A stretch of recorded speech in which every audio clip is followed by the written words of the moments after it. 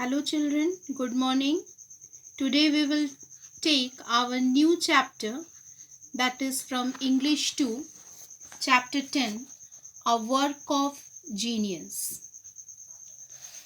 A Work of Genius, the story is taken from a folk tale.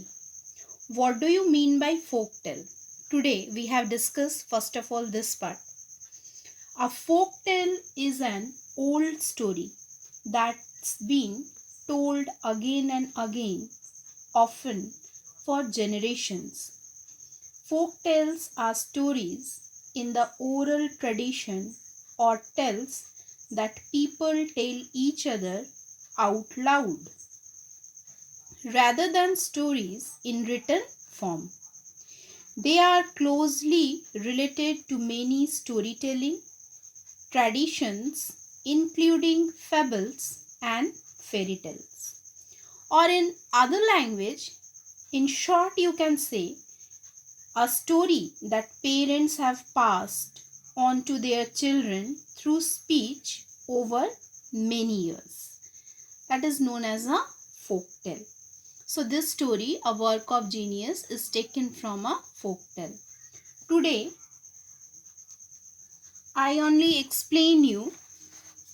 going to explain you the summary of this story. Listen to me carefully. Once there was a ruler of ancient Sindh named Rai Bhalit. He was by nature warlike, ever ready to develop strategies and mounting an attack on the neighboring kingdom. But somehow he was stricken with a painful disorder that prevented him from sitting on a horse or an elephant. This was too tough for him, as he got bored easily. He was very passionate about conducting military operations and placing troops on the fields. But due to the ailment, he was unable to do so. Therefore, one day he asked his subjects if they could devise something that would give him the same balance of being involved in warfare without sitting on a horseback or an elephant. A wise man named Sahasi came forward and declared that he had invented something like that. Having obtained permission, he hurried home and came back with the complete set of the game of chess. This game included all the chessmen which he had made himself and a cloth on which to play the game.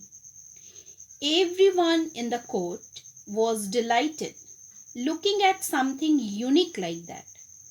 The ruler was greatly pleased and told Sahasi to ask for anything in return as an award. Sahasi bowed before the king and thanked him for this gesture.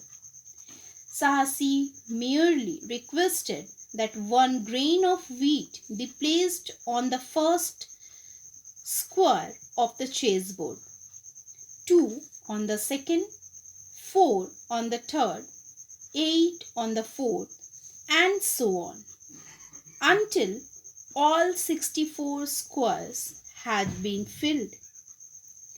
The king, considering this to be a childish request, considered to this request.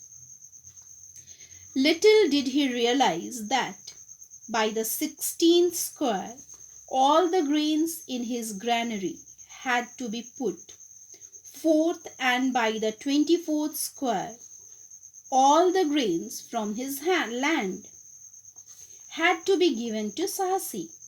Similarly, at the 40th square, the quantity required was the produce of one city with its dependent lands and villages.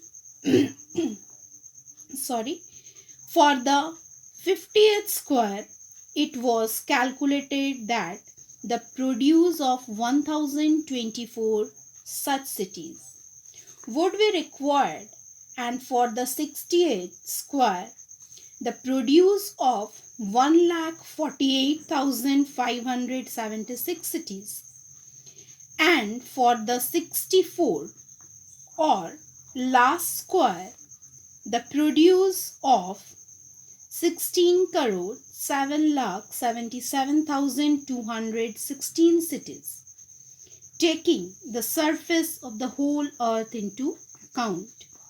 Even if there should be one city on every square mile, there would not be sufficient to furnish the quantity of wheat required to carry out the promise given to Sahasi.